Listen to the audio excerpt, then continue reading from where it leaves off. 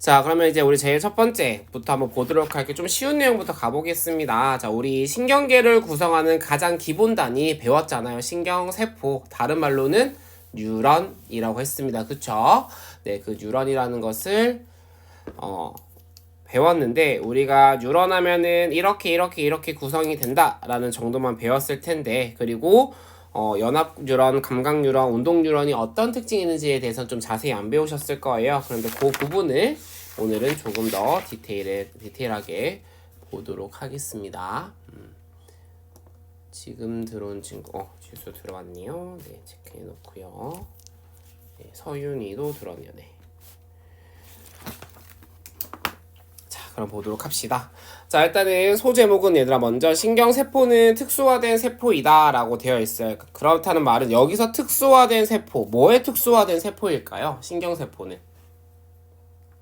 채팅으로 참여해 주셔도 좋고요. 아니면 여러분 나름대로 속으로 한번 답을 내려보세요. 그러니까 신경세포는 무엇인가에 특수화된 세포예요. 그 말은 신경세포의 역할을 좀 생각해 보시면 되겠죠. 우리가 생각하는 그 신경세포의 역할은 뭐예요? 무언가 정보를 받아들이고, 그치. 그리고 받아들인 정보를 누군가에게 또 전달하는 역할이에요. 그러니까 그거에 특화되어 있는 세포다 라는 거고요. 그 특화된 기능을 수행하기 위해서는 그만의 구조 또는 모양이 필요하다라고 생각하시면 됩니다. 우리 몸속에 얘들아 세포는요, 그냥 만들어진 건 없습니다. 그 세포가 수행하기에 가장 최적화된 구조 또는 모양을 가진다라고 좀 생각을 해주시면 될 것 같아요. 그래서 뭐 신경세포가 아닌 예를 들면 적혈구, 우리가 가장 손쉽게 접할 수 있는 게 적혈구잖아요. 그럼 적혈구 같은 경우는 어떻게 생겼냐면 이렇게 생겼거든요. 간단히 그리면 그냥 이런 식으로 그냥 이렇게 원모양보다 이렇게 그냥 간단하게 그려요. 이렇게 약간. 자, 그럼 뭐냐면 여기 온폭 들어간 모양이에요. 여기 온폭 들어갔는데 왜 온폭 들어갔느냐? 조금 더 많은 산소를 채우려고 들어가는 거예요. 네. 심지어 여기 적혈구는 세포인데 뭐가 없냐면 핵이 없어요. 네. 그럼 왜 핵을 없앴느냐? 사실 초기 적혈구는 핵이 있습니다. 그런데 성숙한 적혈구는 핵이 없어요. 왜? 네. 적혈구까지 그 핵을 빼면서까지 조금 더 산소를 더 싫겠다라는 어떤 의지라고 볼 수 있을 것 같아요. 그러니까 그런 어떤 목적이 있어가지고 구조는 이렇게 생겼다라고 보시면 될 것 같고요. 그럼 신경계도 그러한 목적에 맞게끔 생겼을 것이다 라고 바라보고 우리 내용을 정리해 보도록 하겠습니다. 자, 그래서 배운 내용을 보시면, 자, 신경계를 이루는 기본 단위가 되겠습니다. 그래서 이 아이의 역할은 뭐냐면 자극을 받아들이고 자극을 수용하고, 네, 그 다음에 전달하기에 알맞게 분화된 세포다 라고 보시면 될 것 같습니다. 그래서 우리가 알고 있는 신경세포의 구조 하면 크게 세 가지, 생원에서 배웠던 내용 떠올려 볼게요. 가지돌기 있었죠? 네, 그리고 축삭돌기 있었죠? 그리고 남은 하나는 뭐죠? 신경 세포체가 되겠죠? 네. 신경 세포체가 되겠습니다. 그래서 이 구조들은 신경세포가 제 기능을 할 수 있게끔, 즉 자극을 수용하고 그 다음에 그 자극을 전달하기에 알맞게끔 가지고 있는 구조다라고 보시면 될 것 같고, 자, 먼저 신경세포체의 경우는 핵과 세포 소기관으로 구성이 되어 있고요. 여기에서 중요한 건 뭐냐? 바로 신경세포의 생명활동을 유지하는 데다. 그러니까 신경세포가 살아야지만, 생명활동을 유지해야지만 자극을 수용하고 전달할 수 있기 때문에 그 역할을 신경세포체가 해주고 있다. 이렇게 보시면 될 것 같고요. 자, 두 번째는 가지돌기는, 그러면 신경세포체는 신경세포의 생명활동, 생장에 초점을 맞췄다면, 가지돌기는 뭐에 초점을 맞추는 거냐면 자극을 수용하는 것에 초점을 맞춘 거고요. 그리고 축삭돌기는 정보를, 자극을 전달하는 데 초점이 맞춰져 있다. 이렇게 보시면 되겠습니다. 자, 그래서 가지돌기의 정의는 이거예요. 신경세포체에서 뻗어나온 나뭇가지 모양의 돌기인데 이 가지돌기는 축삭돌기보다 길이가 짧아요. 네, 구조적으로 짧습니다. 네, 짧은 돌기를 의미합니다. 그리고 그래서 이 가지돌기의 역할은 뭐냐면 감각세포 또는 다른 신경세포에서 보내는 네, 전기적 신호를 받아요. 그런데 화학적 신호도 받죠. 전기 또는 화학적 신호를 받아들여 신경세포체에 전달하는 역할입니다. 자, 그럼 우리 배운 거 있어요, 얘들아. 화학 신호는 뭐냐면 다른 감각세포나 다른 뉴런에서 오는 화학 신호예요. 우리가 배운 내용으로 따지면 얘가 뭐냐면 신경 전달 물질입니다. 자, 그럼 우리가 안 배운 게 있지 뭐예요? 전기 신호가 전달되는 거는 배운 적이 없죠. 여러분들 시냅스에서 시냅스 이전 뉴런과 시냅스 이후 뉴런 사이에 전기적인 신호가 직접 전달된다라는 거 혹시 생명과학 원 시간에 배우셨나요? 아마 그 내용은 교육과정상에 다루진 않습니다. 근데 우리는 나중에 이것도 볼 거예요. 전기적 신호가 직접 전달되기도 합니다. 네. 다른 말로 하면 이온의 이동이 직접 일어나는 경우가 있다라고 보시면 될 것 같고요. 자, 그 다음에 축삭돌기입니다. 축삭돌기는 신경세포체에서 길게 뻗어나온 돌기고요. 여기에서 축삭돌기의 중요한 점은 이겁니다. 자, 축삭돌기에서는 얘가 조금 포인트예요. 축삭 돌기 언덕. 우리가 축삭 돌기를 엑손이라고 하고요. 엑손 헬락이라고 하는데 여기에 축삭 언덕이라는 표현이에요. 축삭 언덕. 그럼 이 축삭 언덕이 뭐냐면 여기가 기준점이에요. 이 축삭 언덕에서 무엇을 할지 말지 결정하느냐? 바로 이 아이. 활동 전이를 생성할지 말지를 결정하는 곳이 축삭돌기 언덕이에요. 우리가 생명과학 1에서는 이 내용을 배우진 않아요. 그냥 축삭돌기는 활동전이가 생성되어 축삭돌기 말단까지 이동한다. 이 정도만 우리가 배우고 축삭돌기에서 활동전이가 이동하는 현상을 흥분의 전도 이렇게만 배우는데요. 좀 더 정확히 표현하자면 그 흥분의 전도는 항상 일어나는 것은 아니에요. 우리가 배웠지만 역치전이를 넘어서야지만 활동전이가 생성된다 라고 배웠는데 그 역치전이를 넘어서는 그 기준점이 어디냐, 그러니까 이 역치를 넘어섰느냐 안 넘어섰느냐를 판단하는 곳이 어디냐면 바로 여기에요. 이 축삭돌기 언덕. 그래서 이름도 언덕이에요, 얘들아. 언덕을 넘어가느냐, 이렇게 언덕이 있으면 얘들아 이 언덕을 넘어가느냐 넘어가지 못하고 돌아왔느냐라고 보시면 돼요. 그래서 그 그림을 보시면 네, 이렇게 보시면 될 것 같은데 자, 일단은 쉽게 볼 수 있는 건 운동뉴런부터 우리가 익숙한 운동뉴런입니다. 자, 우리 운동뉴런 또는 우리가 생원에서 배웠던 거라면은 다른 말로는 원심성 뉴런이라고도 하죠. 이 운동뉴런, 원심성 뉴런을 봤을 때 우리가 알고 있는 가지돌기 짧게 여러 개가 뻗어나오고 있고요. 신경세포체로부터. 그리고 축삭돌기는 신경세포체로부터 하나가 이렇게 길게 뻗어나와 있는 아이가 되겠습니다. 그랬을 때 이 축삭돌기 시작점, 여기 부분을 뭐라고 한다? 축삭 언덕이라고 하고, 여기서 이 축삭 언덕에서 뭐냐? 그럼 얘들아 뭐냐면 이거예요. 가지돌기에서 들어온 정보들 있잖아. 이렇게 정보들이 들어오겠죠. 이것들을 다 모으는 거예요. 어디에? 여기에. 이 축삭 언덕에서 다 모으는 겁니다. 그래서 정보를 다 모아서 봤더니 역치 전이를 넘어선다? 네, 그러면 뭐가 된다? 네, 활동 전이가 생성이 되고요. 그러면 어디까지? 축삭 말단까지 활동들이랑 이동하게 되는 거죠. 네, 역치가 다 모았을 때 역치 전이를 넘어서게 되면 활동 전이가 형성이 되면서 그 활동 전이 생성된 활동 전이는 축삭 말단까지 이동을 합니다. 자, 그런데 만약에 역치를 넘어서지 못했어. 그러면은 활동 전이가 만들어진다, 안 만들어진다? 안 만들어져요. 그러면은 이동할까요, 안 할까요? 전도가 일어나지 않겠죠. 그냥 신호가 끝입니다. 그러니까 신경세포가 아무 정보를 하는 게 아니라 정보를 다 모았더니 의미가 있어. 축삭 언덕을 넘어섰어. 그러면 네, 다음 뉴런한테 전달을 하는 거고요. 의미가 없네. 그러면 네, 그냥 자기가 삼켜버리고 끝나는 거예요. 더 이상 흥분의 이동을 시키지 않는다. 이렇게 보시면 될 것 같아요. 그다음에 조금 모양이 다르죠. 근데 봐봐. 그럼 또 차이가 있어요. 잘 보시면 운동 뉴런 얘들아 우리가 배운 아이가 있지. 마리집이 있어요. 그리고 그 마리집과 마리집 사이에 노출된 랑비의 결제라는 것이 있어요. 자, 그런데 연합 뉴런 볼래요, 얘들아? 연합 뉴런에는 뭐가 안 보이죠? 운동 뉴런과 다르게?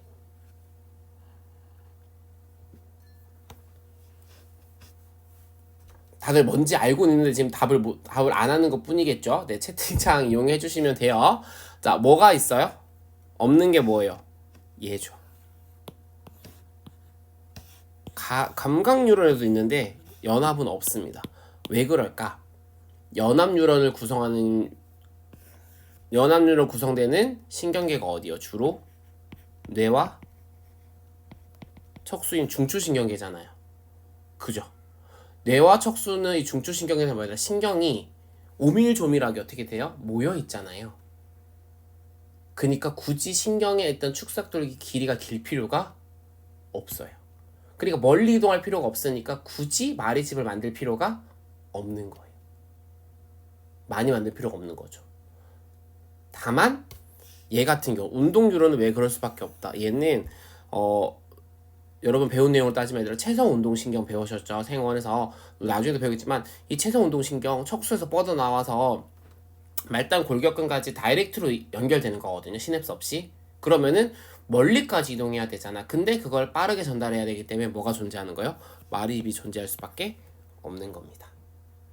그러니까 이 마리집도 모든 신경세포가 존재하는 것이 아니라 그런 어떤 우리 몸에서 어디를 구성하는 뉴런이냐에 따라서 마리집이 있을 수도 있고 없을 수도 있다. 이렇게 보시면 될 것 같아요. 또 하나의 특징이 있죠. 또 누구 감각 뉴런. 얘의 특징은 뭐예요? 얘의 특징은 신경세포체가 축삭도력이 옆에 있다라는 거예요. 옆에 있다라는 거예요.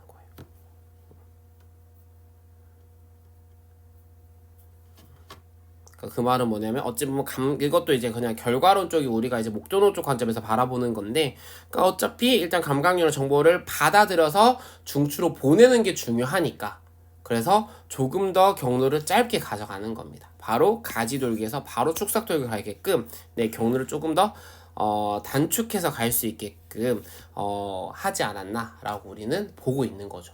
뭐 그거는 모르는 거예요. 그러니까 실제로 그런가요?라고 하면은 그걸 알고 싶으면 얘한테 물어봐야 돼. 감각뉴런한테. 너는 왜 신경세포체가 옆에 달려있니? 라고 물어봐야 되는데 그걸 알 수가 없죠. 그러니까 우리는 그냥 감각뉴런의 어떤 기능적인 관점에서 봤을 때 얘가 신경세포체가 얘처럼 이렇게 있는 것보다는 옆에 있어서 사실 얘는 뭐냐면 그러니까 이렇게 하면 되더라. 감각뉴런은 왜 여기 있었을까라고 하면은 감각뉴런의 역할은 뭐예요? 정보를 수용하는 거지. 그럼 정보를 빨리빨리 받아들여야 되는데 그거를 굳이 이 정보를 넘길까 말까를 할 필요가 있어요? 없어요? 없죠. 그러니까 최대한 그냥 바로바로 그냥 짧은 경로로 빨리빨리 보내기 위해서라고 할 수 있을 것 같고요. 그 다음에 운동뉴런 쌤이 왜 여기 있을까요? 한다면은 운동뉴런은 이 운동을 할까 말까라는 정보가 모여지는 거죠. 그래서 그 정보들 모여가지고 이 운동이 필요하겠다라고 하면은 축삭돌기 말단까지 흥분이 이동을 하는 거고요. 그렇지 않다면 그냥 여기서 끝내버릴 수 있지 않나. 그런 효율성을 가지는 구조이지 않을까라고 우리는 예측 또는 추론을 해볼 수가 있겠습니다. 자, 여기까지 좀 다르게 살펴봐도 좀 이해가 될까요? 그러니까 이렇게 신경세포의 구조를 볼 수 있다. 이렇게 좀 생각을 하시면 좋을 것 같아요. 그래서 의미 없는 건 없다. 이렇게 좀 생각하시면 좋을 것 같아요. 그렇게 생긴 이유는 무언가 있을 것이다. 근데 그게 우리가 정확하진 않지만 그 아이의 기능 또는 그 아이의 역할로 대략적으로 추론해 볼 수는 있다라는 부분입니다. 자, 그 다음에 넘어가서 이번에는 했던 내용이 알고 있는 내용이에요. 한 번 더 복습이라고 생각하시고 들어봐 주세요. 자, 신경세포의 종류를 구분해 본다면 먼저 기능에 따라서 분류를 할 수 있죠. 그래서 기능은 정보를 중앙으로 보내주느냐, 중앙에서 처리하느냐, 그리고 다시 말단으로 명령을 보내느냐로 감각뉴런, 연합뉴런, 운동뉴런으로 구분할 수 있고, 또 다르게 하면은 구심성 뉴런, 연합뉴런, 원심성 뉴런으로 구분을 할 수가 있습니다. 그래서 구심성 감각 뉴런은 수용기에서 수집한 자극을 연합 뉴런 중추로 전달하는 역할인 거고요. 연합 뉴런은 적절히 반응할 수 있도록 정보를 통합하고 명령을 내리는 곳이고요. 운동 뉴런은 효각이 반응기가 반응을 할 수 있도록 신호를 전달하는 역할이 원심성이다. 그래서 중심으로 모이느냐 구심, 그리고 중심에서 멀어지느냐 원심, 이렇게 이해를 하시면 되겠습니다. 최근 했던 내용이니까 조금 새록새록 떠오르실 거예요. 그죠? 네, 그래서 한 번 더 정리를 해보도록 하고요. 자, 넘어가서 2페이지입니다. 자, 두 번째는 말이집 유무에 따른 분류입니다. 이왕 하는 게 아니라 쌤이 여기 하나 그냥 설명할게요. 말이집, 쌤이 나중에 하다가 말이집이란 표현 대신 다른 말을 쓸 수도 있어요. 근데 요거 같은 말이니까 정리해주세요. 말이집을 수초라고 하게 돼요. 수초. 그래서 들어본 적이 있을지 모르겠지만 아마 여러분 학교에서는 안 들어보셨을 거예요. 근데 여러분들이 자료를 찾다 보면 조금 더 전공서적 쪽으로 가면 수초라는 표현을 주로 예전 책은 많이 썼어요. 근데 요즘은 전공서에서도 말이집으로 좀 바뀌고 있는 것 같아요. 말이집으로 좀 바뀌고 있습니다. 여튼 이제 이 말이집 유무에 따른 분류, 다르게 표현하면 이 수초의 유무에 따라서 우리는 어떻게 부를 수 있었느냐, 말이집이 있는 걸 말이집 신경, 말이집이 없는 걸 민말이집 신경이라고 했어요. 말이집 신경과 민말이집 신경으로 구분할 수 있고, 말이집 있는 신경의 특징은 어떤 전도가 일어난다. 깡총깡총 토끼가 뛰어다니는 듯한 도약 전도가 일어나서 전도 속도가 빠르다라는 거고요. 이때 도약 전도가 일어나는 곳은 어디냐? 말이집에서는 일어나면 안 돼요. 아시겠죠? 말이집은 절연체 역할로 똘똘똘똘 말려 있어요. 그래서 랑비의 결절이 됩니다. 여기서 여기서 이제 일어나죠. 그래서 랑비의 결절에서 말이집과 말이집 사이에 축삭 놀춘된 부분을 랑비의 결절이라고 하는데, 여기에서 정기적 신호의 변화가 생기고요. 그로 인해서 도약전도가 일어나게 된다. 이 내용은 여러분 생명과학 1에서 배웠던 내용이니까 알고 계실 거라고 생각을 해요. 그래서 이제 쌤이 1학기 때 생원 가르치면서 시험 문제 하나 냈거든요. 시험 문제 냈을 때 쌤이 여기를 찍었어요. 여기를 찍고 말이집을 찍고 이온의 이동을 물었죠. 활동 전에 생성된다고 물었는데, 이제 요 문제들이 우리 생명과학 선생님들이 약간 키포인트의 문제들이거든요. 이 아이들이 정확하게 도약전도가 일어나고 있는 곳을 알고 있느냐, 아니면은 이 랑비의 결절이라는 의미와 말이집의 역할을 정확히 이해하고 있느냐라는 것을 물어볼 때 가끔씩 이제 여기와 여기 두 개를 찍죠. 이렇게 두 개를 찍어서 출제를 하는데, 여튼 그런 개념에 대한 이해는 조금 정확히 해 주셔야 합니다. 우리 아이들 조금 많이 생각보다 틀렸더라고요.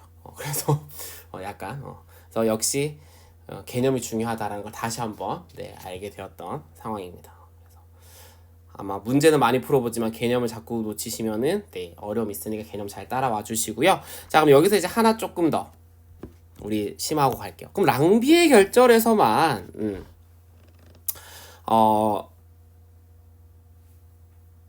정확히 말하면 정기적 신호가 생성되는 이유는 뭐냐라는 거죠. 우리가 뒤에서 하겠지만 탈분극, 재분극, 분극 상태가 이제 분극 상태가 탈분극과 재분극 또 과분극을 거쳐서 그러한 변화가 일어나는 이유는 뭐냐는 거죠. 말이집에서 일어나지 않는데 왜 그러느냐? 말이집은 내가 쉽게 생각하면은 그거잖아. 우리 그치? 하나의 세포가 길게 쭉 늘어져서 이렇게 똘똘똘똘 말고 있는 거예요. 그러면 자, 중심에 이렇게 축삭소리가 있고 여기 주변을 말이집 이렇게 똘똘똘똘 말고 있는 거예요. 그러니까 이렇게 말고 있으니까 이 축삭에서 이온이 나가고 이온이 들어오고 해야 되는데 이 과정을 막아버리겠죠. 그러니까 이온의 이동이 없어요. 그러니까 정기적 신호가 만들어지지 않아요. 그래서 우리는 절연체의 역할이다라고 표현을 많이 합니다. 자, 그러면 쌤, 말이집이 없는 랑비의 결절에서도 왜 그런가요? 라고 하면 이제 없으니까. 그리고 이거를 이렇게 그릴 수도 있겠죠. 이렇게 돼 있으면은 없으니까 자 여기는 이렇게 말려 있어. 마르칩으로. 그러니까 여기는 이동이 안 돼요. 여기도 이렇게 말려 있어요. 그럼 이온의 이동이 안 되는 거예요. 자 그런데 여기 노출된 여기 이 랑비의 결절에서는 들어오고 나가고가 쉽다라는 거예요. 그래서 여기에 어떻게 되느냐, 이온 통로가 많이 분포하고 있습니다. 이온 통로가 되게 많이 분포해요. 랑비의 결절에서. 자 이때 이 분포하고 있는 이온 통로, 우리는 나트륨 통로, 그 다음에 칼륨 통로라고만 배우셨을 텐데, 자, 그 아이의 이름을 조금 더 구체화 한번 해보도록 할게요. 네, 우리가 배웠던 나트륨 통로와 칼륨 통로는요, 그 아이들은요, 무엇에 의해서 열고 닫히느냐? 바로 전기적 신호의 변화에 따라서 열고 닫힙니다. 그래서 우리는 얘를 전압 의존성, 이 랑비의 결절에는 전압 의존성 또는 전압에서 열고 닫히는 전압 개폐성 나트륨 통로가 이 랑비의 결절에 집중적으로 분포하고 있습니다.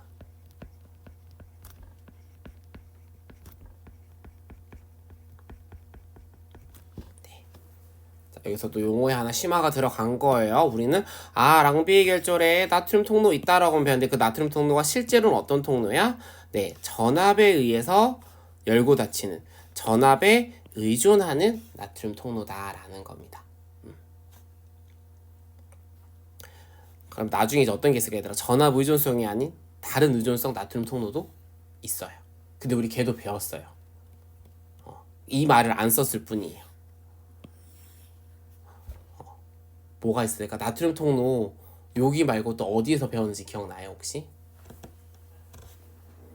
이 아이가 결합을, 그러니까 얘가 얘 힌트 줄게요. 이 아이도 나트륨 통로예요. 그런데 이 아이는 어떤 애가 여기에 결합을 했을 때 문이 열렸어요. 혹시 기억나나요? 요 생활에서 배웠는데. 얼마 전에 배웠어요. 1학기 때 배우셨어요 다들? 네, 혹시 기억나는 사람 채팅창에 한번 올려봅시다. 누구의 기억력이 가장 좋은가? 아니면 잘 때려 맞추는가?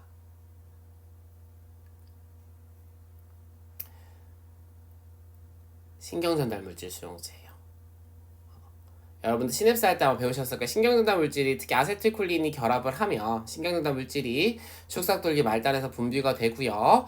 가지돌기에 있는 수용체 결합을 하면 그 수용체가 무슨 역할을 한다? 통로 역할을 한다고 했어요. 그래서 나트륨 통로 역할을 해서 문이 열리면서 나트륨이 이온을 하잖아요. 그 아이는 뭐냐? 전압의 의존성이 아닌 거죠.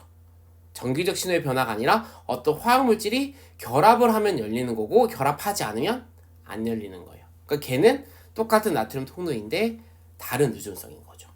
네, 그거 뒤에서 배울 거예요. 정확히는 리간드 의존성이라는 말을 쓰긴 하는데, 그거는 용어를 정리하면서 다시 한번 설명을 드리도록 하겠습니다. 그래서 지금 잠깐 여기까지 하고 있는데, 아마 배운 내용들이 나와서 쉬운 것 같은데 자꾸 용어들이 심화가 될 거예요. 그러니까 그 용어들을 좀 잘 정리를 해주시는 게 필요하다라는 겁니다. 아시겠죠? 네, 그러면은 다시 한번 공유를 하고 보도록 하겠습니다. 자, 그 다음에 이제 시냅스의 형성인데, 얘들아, 시냅스의 형성, 우리 생명과학 1에서는 약간 1대1처럼 그려졌죠. 설명할 때. 우리가 보통 시냅스 할 때 우리 생원에서는 이런 식으로 많이 우리 선생님들 설명을 해요. 제일 많이 했던 그림 요거, 우리 학습지에 나오는 건 나중에 나오겠지만, 약간 이렇게. 축삭돌기 말단, 약간 뭐 가지돌기, 이렇게 해서 이동한다. 이런 식으로 많이 했잖아요. 그치? 그래서 약간 1대 1의 연결처럼 보이는데, 실제로는 이렇지 1대1이 아니라 하나하나씩 연결되는 건 맞긴 한데, 하나의 신경세포가 하나의 시냅스만 이루는 건 아니에요. 그래서 지금 보시면 이런 상황입니다. 자, 보시면은요, 어떻냐면 지금 여기 하나의 뉴런 가지돌기가 있죠. 자, 축삭돌기가 있어요. 축삭돌기 말단이 1 시냅스, 2 시냅스, 3 시냅스, 4 시냅스, 네, 4개의 신경 뉴런과 뭘 하고 있다? 시냅스를 이루고 있다 라고 보시면 돼요. 1대 다의 연결이 많고요. 아까 얘기했지만 그 신경세포가 겁나 많은 곳이 어디? 우리 몸속에서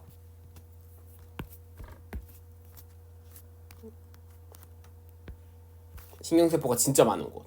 뇌죠, 뇌. 뇌는 얘들아 하나의 그 뇌를 구성하는 뉴런이 약 몇 개의 시냅스를 이루는지 아시나요? 우리 주여분 알아야 되는데 나 수업 때 설명했는데 어, 네, 지난 설명에서 잘 모르겠지만 혹시 몇 개인지 아는 사람 있을까요? 뇌세포 하나의 뇌세포는 몇 개의 뇌세포들과 시냅스를 이룰까? 약 1000개입니다. 네, 1대 1000이에요. 뇌 같은 경우는. 그래서 그만큼 정말 뇌는 복잡하게 시냅스가 이루어져 있고 그 복잡한 시냅스가 형성이 여러분들의 기억과 학습 능력에 영향을 준다라는 거예요. 우리 요 단어 마지막 페이지가 얘들아 뭐냐면 학습과 기억이에요. 그래서 그때 되면은 왜 우리가 복습이 필요한지, 왜 반복 학습이 필요한지, 왜 우리가 어떤 그러니까 공부할 때 눈으로만 보는 게 아니라 손으로도 쓰고 말로도 해보고 눈으로도 보고 귀로도 듣고 하는 이 오감을 활용한 수업이 공부가 필요한지를 나중에 알 수 있습니다. 그래서 그때 한번 보시면 될 것 같고요. 그래서 여기서 하나 정리를 하고 가면 이겁니다. 시냅스는요 일반적으로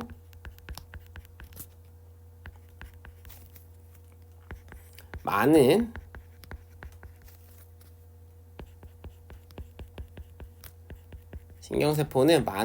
시냅스는 많은 신경세포와 네, 병렬적으로 복잡하게 연결돼요.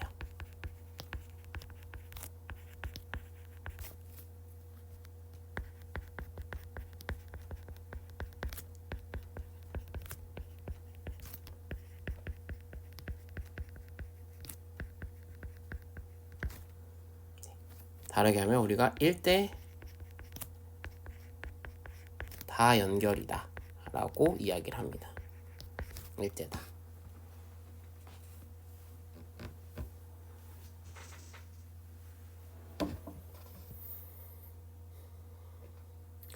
자, 그 다음에 이제 두 번째는 오른쪽 그림인데 오른쪽 그림 보시면 뭐냐면 자, 그림을 잘 보면 어떤 거냐. 자, 왼쪽이 보시면요 얘들아 이 N1 자 N1으로부터 시냅스를 현재 이루고 있어요. 그죠? 그리고 N2도 지금 시냅스를 이루고 있어요. 자, 그런데 N1으로부터는 흥분의 전달이 주어져서 다음 뉴런에 이렇게 자꾸 자극이 주어지고 있어요. 여기로 자극이 자꾸 주어지고 있는데 N2는 시냅스 상황에서 여기서 정보의 전달이 없는 거예요. 정보의 전달이 없다라고 볼 수가 있겠습니다. 자, 그러면 얘들아 이 정보의 전달이 없는 상황이라고 본다면 어떤 거냐면 자 정보가 계속 주고받고 정보가 계속 주어지는 거예요. 계속 자극이 다음 뉴런을 다음 뉴런 그 연결을 활성화하니까 어떻게 되냐면 더 연결되어져 더 강화되는 거예요. 정보가 계속 주어지면 그 연결은 더욱더 강화가 돼요. 그런데 정보가 주어지지 않으면 그 연결은 약화돼서 오히려 사라진다라는 거예요. 그래서 여기 정리돼 있죠. 신경세포 사이의 연결은 활성에 반응한다라는 거지. 그래서 그 활성이 높으면 강화되기도 하지만 활성이 떨어지면 약화되기도 하는 거예요. 그래서 우리가 쉽게 생각하면 얘들아 생각해봐. 우리가 지금 한창 공부하는 거는 계속 자극이 주어지니까 기억을 잘하죠. 그런데 과거에 공부했던 거는 자극이 주어지지 않으니까 내 기억이 가물가물하는 이유라고 보시면 되겠습니다. 네. 그래서 그럼 이러한 걸 어떻게 해야 될까요? 이렇게 되려면 주기적으로 계속 그러면 이렇게 연결이 끊어지지 않게 하려면 뭘까요? 적어도 주기적인 자극이 주어져야 된다라는 거죠. 그러니까 배웠다고 끝나는 것이 아니라 주기적으로 보는 것이 필요하다. 주기적인 복습이 필요한 이유라고 보시면 됩니다. 그래서 아마 지금 8월 초에 아주 그냥 내가 2학기 한번 부셔보겠다라는 마음으로 아주 수업에 집중을 하고 있을 거예요. 그죠? 근데 그렇게 8월 초에 수업만 집중하고 복습이 없으면 9월 말 시험 지금 되면 그게 기억이 안 나요. 그러니까 중간중간에 복습을 해주셔야 되는 겁니다. 중간중간에 복습을 해줬을 때 우리가 그러니까 짧게라도 한번 봐주는 거. 얘들아 이게 처음 연결이 힘들지만 짧게라도 봐주면 그 연결이 유지되는 건 할 수 있거든요. 그러니까 그런 것이 필요하다라는 말씀을 드리고요. 자, 또 하나는 뭐냐면 이런 거예요. 지금 보면은 얘들 여기도 시냅스, 자, 다른 뉴런으로부터 시냅스예요. 얘도 다른 뉴런과 시냅스예요. 자, 그런데 둘이 동시에 활성이 되는 거야. 그러니까 약간 이게 따로따로가 아니라, 그러니까 1, 예를 들면 이렇게 1, 2 이렇게 주어지는 게 아니라 동시에 1, 1 이렇게 동시에 1, 1 계속 이런 거예요. 그러니까 동시 자극이 이렇게 주어지게 되면 어떻게 되느냐, 그게 서로 강화되는 거예요. 그래서 둘 다 자극이 이렇게 동시 자극이 점점 주어지면 둘 다 이렇게 강화될 수 있다라는 거지. 그러면 여기는 얘들 봐봐, 더 강화됐으니까 그 연결이 잘 안 끊어지겠죠. 그럼 이게 어떤 의미일까 얘들아? 말하면서 쓰면서 공부한다, 더 강화되는 거예요. 네. 그러니까 단편적으로 보여주는 건 이게 절대 그 무조건 아닌데, 그냥 그림상 보면 내가 어떤 정보를 하는데 말하는 자극 그리고 쓰는 자극이 같이 와요. 그게 반복되면 이게 더 연결이 강해지면서 더 기억이 잘 될 수 있다라고 보시면 되겠습니다. 그래서 선생님들의 그런 어떤 조언이 잔소리가 아니라는 거예요. 과학적으로 의미가 있는 거다라고 보시면 돼요. 하지만 이렇게 얘기를 하지만 다들 또 저는 저만의 방식이 있어요 라고 하겠지만, 여튼 우리는 하나에 대해서 다자극이 주어졌을 때 오히려 그것을 기억을 잘한다 라고 보시면 돼요. 예를 들면 이런 거지 얘들아, 어떤 걸 기억할 때 너네한테 나중에 우리 하겠지만, 또 만약 어떤 사건이 이렇게 들어와요. 근데 그 사건이 들어올 때 되게 임팩트 있는 게 같이 들어오잖아요. 그럼 우리 어떻게 돼? 기억을 되게 잘하죠. 그렇지 않아요? 예를 들면 선생님이 지나가면서 얘기를 했어. 근데 그걸 잊을만한데 그날 우리 반에 어떤 애가 약간 그 선생님이 수업을 설명을 할 때 빵 터지는 개그를 했어. 그래서 그게 약간 나한테 도파민을 충족을 시켜주면서 기억이 들어와요. 그럼 어떻게 돼요? 그게 어느 순간 그냥 문득 떠올라요. 그러니까 그런 연결 자극들이 또 이런 거와 관련이 있다라고 보시면 되겠습니다. 그래서 이러한 것들을 우리가 뭉뚱그려서 이거를 다 종합해서 우리는 뭐라고 이야기할 수 있느냐 이거예요. 우리가 생각한 그 시냅스는 한 번 형성되면은 영원한 것은 아니다. 이 시냅스 형성은요, 네, 언제든지 변할 수 있는 성질이 있다라는 거예요. 그러니까 시냅스 형성은 고정된 것이 아니다라는 거죠. 그러니까 한 번 형성되면 그게 끝까지 가는 그런 것이 아니고요. 뭐 할 수 있다? 자극에 따라 시냅스가 연결된 수와 그리고 민감도가 변할 수 있다라는 겁니다.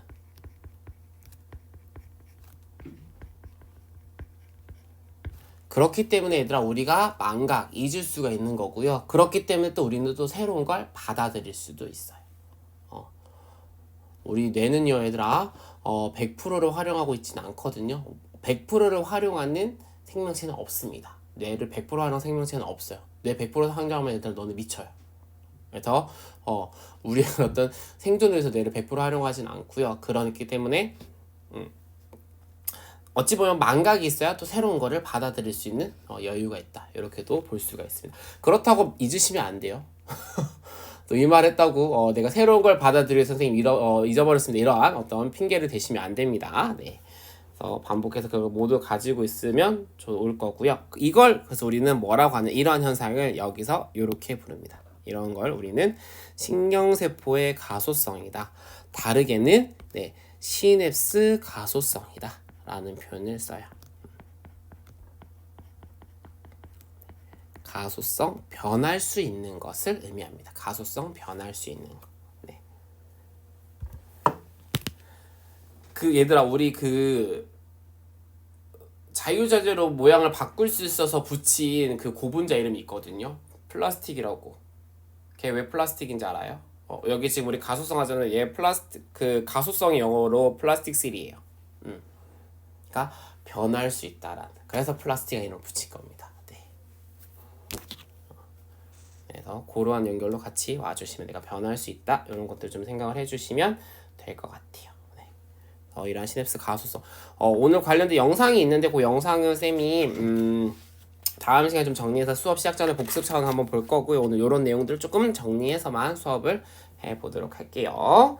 자, 그 다음에 이제 여기까지가 이제 또 우리가 신경세포 일단은 구조의 첫 번째, 신경세포란 특수화된 세포이다 라고 했던 거예요. 그래서 우리가 배웠던 내용들에서 조금씩 구조화 쌤이 했던 거지, 얘네가 왜 이렇게 생겼을까 한 번쯤 생각해보는 시간을 가졌고, 이 축석돌기 언덕이라는 또 표현 추가로 또 새롭게 했고요. 자, 그 다음에는 여기 나트륨 통로가 그냥 나트륨 통로가 아니라 전압을 의해서 열고 닫히는 아이였다라는 것도 우리가 좀 추가적으로 좀 지식을 넣어갈 수 있는 거. 그 다음에 우리가 시냅스는 그냥 하나의 뉴런과 하나의 뉴런 그렇게만 1대1로만 무조건 연결되는 줄 알았던데 아니다. 1대 다 연결이다. 병력적으로 복잡하게 연결되어 있다라는 것. 그리고 그 형성된 시냅스가 한 번 형성되면 고정된 게 아니라 자극에 따라서 언제든지 변할 수 있다. 시냅스 가소성이 존재한다 라는 내용을 배웠습니다. 여기까지가 이제 첫 번째 생원에서 연결되는 부분이고요. 자, 지금부터는 생원에서 배우지 않았던 내용을 좀 가볼 거예요. 어떤 거냐? 신경계는 얘들아 신경세포만 있는 건 아니에요. 이 신경세포가 잘 일을 할 수 있게끔 누가 필요할까? 서포터가 있어야 되겠죠. 그러니까 여러분들이 이렇게 하면 돼요. 여러분들이 지금 내가 이렇게 잘 자고 잘 먹고 행복하고 공부하고 이렇게 할 수 있는 건 뭐냐면, 사실은 알게 모르게 여러분들 주변에서 누가 부모님이 열심히 여러분들을 서포트를 해주고 계시기 때문에 가능한 겁니다. 그죠? 하지만 그런 걸 우리가 늘 가끔 경험을 하지 못해요. 가끔은 그 부모님의 잔소리 때문에 자꾸 신경질 내고 승질 내고도 하겠지만, 여튼 우리가 이렇게 잘 이런 모든 생활을 할 수 있는 것도 누군가의 도움이 있는 건데, 그게 우리만 그런 건 아니다. 우리 몸속의 세포도 그렇다라는 걸. 이 신경계라고 하는 아이가 자극을 수용을 잘하고 그걸 잘 전달하기 위해서는 그 뉴런을 서포트해준 애가 필요해요. 그 서포트하는 아이를 우리는 뭐라고 하냐면 아교세포라고 합니다. 아교세포. 이 아교세포는 신경세포를 구조적, 기능적으로 지지해주는, 서포트해주는 세포다라고 보시면 되겠습니다. 그래서 아교세포의 정의는요, 신경세포가 정상적인 기능을 수행하고 신경계가 구조적 완전성을 갖추기 위해 이 구조적 완전성을 이루기 위해 필수적인 지지세포다라고 보시면 될 것 같아요. 그래서 우리가 알고 있는 이 신경계 중추, 말초, 뇌, 척수, 뇌신경, 척수신경 요렇게만 보겠지만, 실제로는 이러한 신경세포들, 이러한 이 신경세포들 잘 일을 하기 위해서는 이들 주변에 누가 있다? 아교세포가 존재한다. 이렇게 봐주시면 되겠습니다. 그럼 우리는 지금부터 아교세포의 종류를 볼 건데, 이 아교세포의 역할을 어떻게 보자. 이 어떤 아교세포는 어떻게 뉴런을 도와주느냐, 이런 관점에서 좀 바라보시면 좋을 것 같습니다. 자, 근데 얘들아, 우리 배운 아교세포 하나 있다요. 생원에서 신경세포 뉴런에 어떤 또 다른 세포가 하나 달라붙어 있었어요. 혹시 기억나요? 신경세포 배울 때 너네 세포 하나 더 배웠어요. 뉴런 배울 때 뉴런의 한 구조를 형성하는 애가 있어요. 조금 전에 이야기했던 그 아이, 돌돌돌돌 말았던 아이, 마리집. 그렇죠. 그 마리집이 누가? 슈반세포. 이 슈반세포 얘들아 아교세포입니다. 이 아교세포, 슈반세포. 그래서 이 뉴런이 전달을 잘할 수 있게끔, 더 빠르게 전도할 수 있게끔 도와주는 세포였다. 이렇게 보시면 되겠습니다. 자, 그래서 실제로 볼 건데, 여기 보시면 우리는 요 아이입니다. 자, 요거는요, 우리가 교과서에 있는 그림이기도 한데, 이 교과서의 그림을 어디서 교과서 그림이 조금 가지고 왔는데, 쌤이 고민을 하다가 교과서 그림 가지고 왔어요. 왜냐면은 전공서적 그림 가지고 오려고 했는데 표현이 조금 낯선 것들이 있어서 요것들을 가지고 왔는데요. 보시면 어떤 것들이 아교세포냐? 여기 성상세포, 희소돌기 아교세포, 그리고 슈반세포, 얘도 아교세포고요. 미세 아교세포입니다. 그래서 요 아이들은 지금 여기 보시는 어떤 아이들, 이 신경세포들의 이거 잘 안 보이네. 네. 이 신경세포들 주변에서 이 아이가 잘 활동할 수 있게끔 도와주는 아이다 라고 보시면 될 것 같습니다. 자, 그러면 각각 하나씩 한번 보도록 할게요. 자, 먼저 희소돌기 악교세포와 슈반세포를 보도록 할게요. 자, 얘네들을 왜 묶어서 보냐면 이들의 공통점은 이거거든요. 바로 마리집을 형성합니다. 슈반세포가 마리집 형성하는 거 우리가 생원에서 배웠는데 희소돌기 악교세포가 형성하는 마리집을 형성하는 것은 처음 배우는데요. 자, 그럼 둘 다 마리집을 형성하는데 왜 이름을 다르게 부르느냐? 바로 어떤 신경계에서 마리집을 형성하는지가 다른 거예요.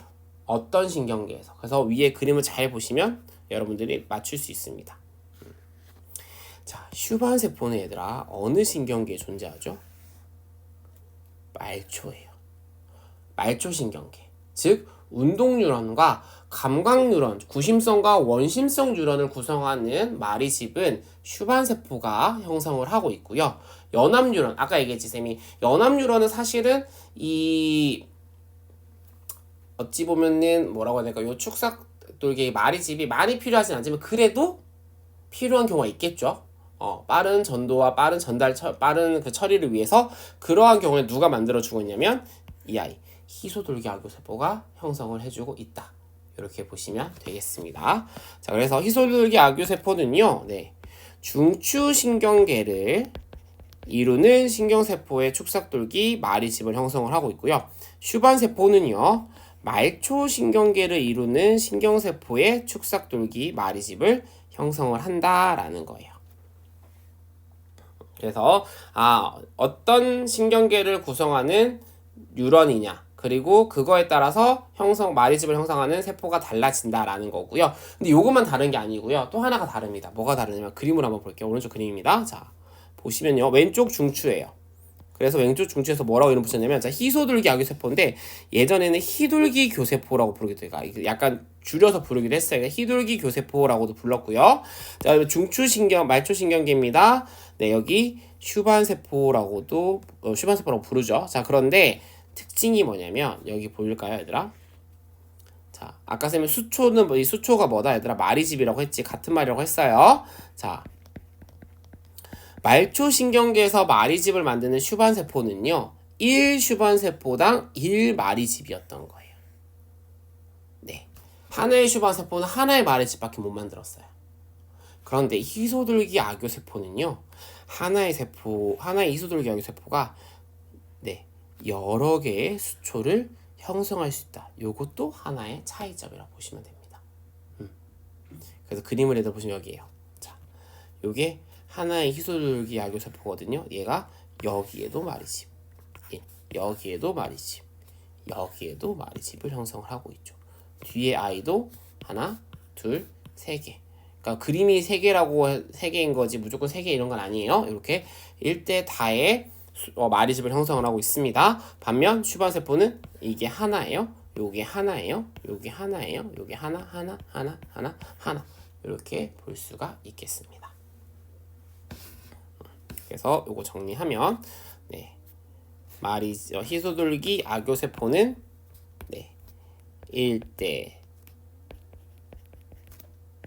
다 마리집이다. 네, 이렇게 한자로 쓰면 이렇게 쓸 수 있을 거고요. 그 다음에 슈반세포는 1대1 마리집이다.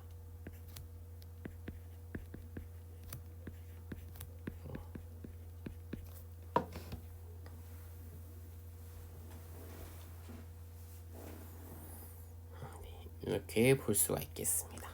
자, 그 다음에 또 다른 악교세포는 미세 악교세포인데요. 얘는요, 뭐냐면 세균과 바이러스를 제거를 해요. 근데 어떻게 제거하느냐? 얘네를 잡아먹어요. 그러면 여러분들 항상성에서 방어작용 배우고 있을까요? 배웠을까요? 네, 그러면 네, 세균, 바이러스, 이런 기타 등등의 항원을 맛있게 먹어주는 아이 누구였나요? 백혈구 대식세포죠. 네, 대식세포죠. 선생님은 이 대식세포를 늘 귀여워하기 때문에 대식이라고 불러요. 그래서 지금 수업할 때 우리 애들한테는 대식이 맨날 대식이 이렇게 거리는데, 대식이 이렇게 하는데, 이 대식세포가 네, 균이나 바이러스로 잡아먹는 현상을 우리는 뭐라고 하지? 식세포 작용이라고 합니다. 네, 이 식세포 작용, 대식세포만 하는 것은 아니고요. 네, 신경계에서는 네, 특히 어디 신경계냐면 네, 중추신경계입니다. 중추신경계에서는 요 미세 악요세포라고 하는 요 아이가 네, 식세포 작용을 합니다. 그럼 쌤 얘는 다르네요. 사실은요. 이 아이가 백혈구 가족 중에 하나로 봐요. 그런데 이름을 따로 붙이는 이유는 뭐냐면 얘가 따로 발견됐어요. 그러니까 이 이름 붙일 때. 그래서 우리 미세악요라고 세포라고 하지만 이 아이가 이제 대식세포처럼 식세포 작용을 해주는 아이다라고 보시면 되고 면역 관련 역할을 하는 아이다라고 생각을 해주시면 될 것 같아요. 그럼 이제 얘가 있어야 되는 이유는 볼 거예요. 지금 볼 건데 왜 이 미세악요라고 하는 아이가 굳이 제거해 줄까? 사실 누가 있는데 대식이가 있는데 그죠? 이 대식세포라는 애가 있는데 굳이 얘는 왜 또 필요할까? 라고 생각이 들 거예요. 자, 그거를 지금 내용을 설명을 하면서 말씀을 드릴게요. 자, 바로 또 다른 세포입니다. 네, 마지막 볼 거. 네, 성상세포라고 하는데 이 성이 별성자예요. 별의 모양을 했다라고 해서 다른 말로 별악요세포라고도 부릅니다. 우리말로 별악요세포, 한자어로 쓰면 성상세포라고 하는데 이 아이 되게 중요한 악요세포 중 하나인데요. 이 아이가 왜 중요하냐면 신경세포 주변에 이온의 농도를 조절해요.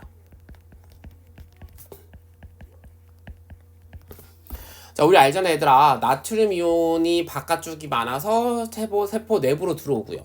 그다음에 칼륨 이온이 세포 안에 많아서 세포 밖으로 유출되잖아요. 그죠? 네. 그러면서 여러분도 혹시 학교에서 그런 거 선생님들이 가르쳐 주셨나요? 그 바깥과 세포 안팎의 농도의 어떤 변화가 있다. 네. 농도의 변화가 있으면 전기적 신호가 발생하는 데서도 변화가 생길 수 있다. 라는 혹시 배웠을지 모르겠네요. 근데 만약에 배웠으면 이게 좀 이해가 될 거고, 안 배웠으면 좀 이따 우리 이거 뒤에서 하긴 해요. 결국 뭐냐면, 이렇게 생각하면 되더라. 우리가 휴지 전이가 마이너스 70mV라는 것을 약간 외우다시피, 주입식 교육하다시피, 강압적이다시피, 모든 자료에서 휴지 전이는 마이너스 70mV라고 나오잖아요. 그런데 우리가 배운 거는 왜 얘가 마이너스 70mV인지, 어떻게 이 수치가 나왔는지는 배워요, 안 배워요? 안 배웠죠. 그냥 상대적으로 그러니까 마이너스를 띄는 것만 배웠어요. 그치? 근데 이걸 우리는 풀어서 볼 거거든요. 풀어서 볼 건데, 자, 그러면 그 풀어보기 전에 결국 이거예요. 왜 마이너스 70이냐? 이온의 농도가 그렇게 만들게끔 형성이 돼 있어서 그래요. 그러니까 세포 안팎의 농도가 그렇게 형성이 되어 있기 때문에 바깥쪽 나트륨 많게, 안쪽 칼륨 많게. 근데 그게 예를 들면은 나트륨 바깥이 150mm몰이에요. 안쪽은 보통 5에서 10mm몰이에요. 그러니까 그런 차이입니다. 네. 칼륨 안쪽이 약간 150mm몰이면 바깥쪽이 5mm몰 정도. 요렇게 차이예요. 그러니까 그러한 그렇게 농도가 형성되어 있기 때문에 마이너스 70mV라는 휴지 전이값을 구할 수가 있어요. 이해되겠어요? 이렇게 뒤에 식을 보면 알겠지만 여튼 그냥 이렇게 생각하면 된다. 우리가 배운 마이너스 70 왜 그렇게 나와요? 조금 이따 나중에 식으로 계산하겠지만 바깥쪽 농도가 그래서 안쪽 농도가 그래서 이렇게 얘기할 수 있거든요. 그만큼 이 이온 농도가 너무나 중요하다라는 거야. 그러면은 바깥과 안쪽의 농도가 달라지면 휴지 전이가 마이너스 70mV가 아닐 수 있다라는 거죠. 그럼 만약 휴지 전이가 이온 농도가 달라지면서 마이너스 70보다 더 떨어져. 그럼 어떻게 돼요? 똑같은 자극인데 역치전이 넘어서기 쉬울까요? 어려울까요? 자, 닦아본 거 아니겠지 얘들아? 자, 여기 휴지전이 있어요. 자, 그럼 우리는 그리고 여기 역치전이가 있어요. 그럼 결국 뭐냐면 이 휴지전이가 역치전이를 넘어서야 되는데 만약에 휴지전이가 더 내려가요. 그럼 똑같이 자극을 줬는데도 아직 역치까지 도달하지 못하지. 반응을 못하는 거예요. 네, 반면에 역으로 네, 휴지저리가 높아져요. 이렇게 높아지면 원래라면 안 할 자극에 조금만 자극을 줘도 반응을 해버리는 거죠. 네, 그러니까 우리가 반응의 민감도가 떨어질 수가 있고 또는 민감도가 높아질 수도 있는 거예요. 그렇기 때문에 그런 걸 막기 위해서 뭐 한다? 이 이온 농도를 정말 정밀하게 정교하게 조절해야 되는데 그걸 얘가 해주는 겁니다. 벼락유 세포가. 그래서 너무 많으면 흡수해요. 그러니까 지가 흡수해서 좀 조절해준다 라고 보시면 되겠고요. 또 하나는 뭐냐면 얘가 왜 별이란 말을 붙였냐면 왜 성상세포냐면 얘들아 이런 거 여기 보시면 알겠지만 이렇게 별처럼 이렇게 있고 뻗어나가서 그래. 이렇게 약간 스타, 별 이렇게 뻗어나간 모양에서 성상세포라고 합니다. 그래서 여기 뻗어나간 UI 이 끝부분 여기를 이제 우리가 보통 세포 돌기라고 하죠. 돌기라고 하는데 이 돌기는 모세혈관 속에 모세혈관에 들어있는 영양소를 누구에게? 신경세포에게 제공하는 역할이에요. 그러니까 또 독특하지. 굳이 그냥 모세혈관에 있던 그 영양소가 알아서 신경세포로 가면 되지 않나? 굳이 이 별 악요세포라 아이를 통해야 되나? 라는 의문은 들 거예요. 네, 자, 왜 그런지 한번 보도록 하겠습니다. 왜 그렇냐? 네, 이 별 악요세포가 주로 존재하는 곳이 어디냐면 얘들아? 어디 무슨 신경계예요? 중추신경계예요. 그럼 중추신경계는 뭐와 뭐지? 뇌, 척수잖아요. 자, 뇌가 얘들아 사실 모든 신경계 모든 세포 중요하지만 이 뇌에 문제가 생기면 어때요? 우리 몸의 생명을 유지하는 데 문제가 생길 수도 있겠죠. 그러면 아무 물질이나 들어가게 해서는 안 되고요. 쉽게 병원체라든지 침입 물질 이 항원을 통과하게 해서도 안 되겠죠. 그래서 어떻게 하느냐? 네, 요 별 악요세포가요 틀어막아요. 아무나 못 들어가게. 누구를? 모세혈관을. 그래서 보시면 얘들아 일반적인 모세혈관이에요. 우리 방어작용 할 때, 면역할 때 염증 반응 하잖아요. 그 염증 반응 배울 때 일반적인 모세혈관은 이렇게 생겼어요. 안에 이렇게 혈관, 혈액이 지나가는 관이 있고, 관 형태의 안에가 있고요. 그리고 바깥쪽에 이 혈관 내피세포, 혈관 벽을 구성하는 세포가 있습니다.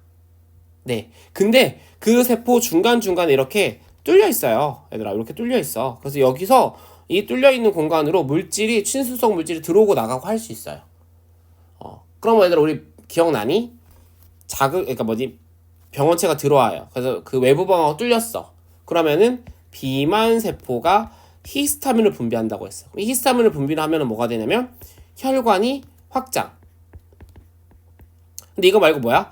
투과성 증가라는 거 들어보셨을 거예요. 그 투과성 증가 뭐냐면 이 틈이 넓어지는 거예요. 요 틈이. 네. 그러니까 이 틈이 넓어지면서 누가 대시기가 쉽게 아메바처럼 모양을 바꿔서 이렇게 빠져나오는 거예요. 이렇게. 그러니까 평소에는 이렇게 좁은데 히스타민이 분비가 되면 빨리빨리 그 항원을 잡아먹으러 가야 되니까 얘를 넓히는 거예요. 네. 그렇게 되는 작업이거든요. 그런데 이 전형적인 모세혈관이 뇌로 가면 어떻게 해요? 뇌 모세혈관은 이렇게 되어 있어요. 그 틈을 어떻게 해서 얘들아? 틀어 막았어요. 누가? 얘가 성상 악유세포 또는 별 악유세포의 이 성상세포가 얘가 어떻게 하냐 얘를 밀면서 여기를 틈을 이렇게 막아버리는 거야. 여기를 아예 여기 붙어서 막아버리거나 아니면은 이 아이가 밀어내면서 막아버리거나.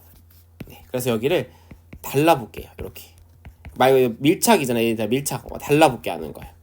그래서 어떻게 돼? 쉽게 물질이 통과하지 못하게. 그러니까 여기 틈으로 이 틈으로 친수성 물질이 통과하지 못하게 반드시 거치게끔 하는 거예요. 이렇게 얘를 거치게끔 합니다. 네. 그래서 이러한 걸 뭐라고 하느냐? 혈관과 뇌 사이에는 뭐가 있다? 여기는 얘를 봐봐. 그냥 일반적으로는 혈관과 이 주변 사이는 쉽게 이동할 수 있거든요. 쉽게 갈 수 있어. 가로막는 게 없어요. 벽이 없어요. 그런데 네, 뇌의 모세혈관은 뭐가 생겨요? 벽이 생겨버려요. 벽이. 그래서 이걸 우리는 뭐라고 하냐? 혈관, 뇌, 장벽, Blood Brain Barrier이라고 해서 BBB라는 말을 씁니다. BBB. 그래서 대부분의 물질이 중추신경계로 유입되는 것을 차단하는 특화된 모세혈관벽을 형성을 해요. 그러니까 얘들아 어떻게 되겠어? 여기에도 평상 일반적이라면은 친수성 물질 내나 포도당, 야 뇌들아 뇌세포 활동하려면 얼마나 에너지 많이 필요해요. 여러분들 섭취한 에너지의 거의 다수는 뇌에서 쓰거든요. 그럼 엄청난 많은 양의 포도당이 가야 되는데 쉽게 포도당 이렇게 빠져나가는 것이 아니라 이렇게 이동하는 것이 아니라 어떻게? 네, 얘를 타고 전달이 되는 거죠. 얘가 받아서 넘겨준다. 왜? 이렇게 돼 있잖아. 연결돼 있잖아. 위로 올라가 볼게요. 여기 보시면 이렇게 되잖아요. 여기 붙었지. 이렇게 타고 갈 수 있겠죠. 붙었죠? 이런 식으로.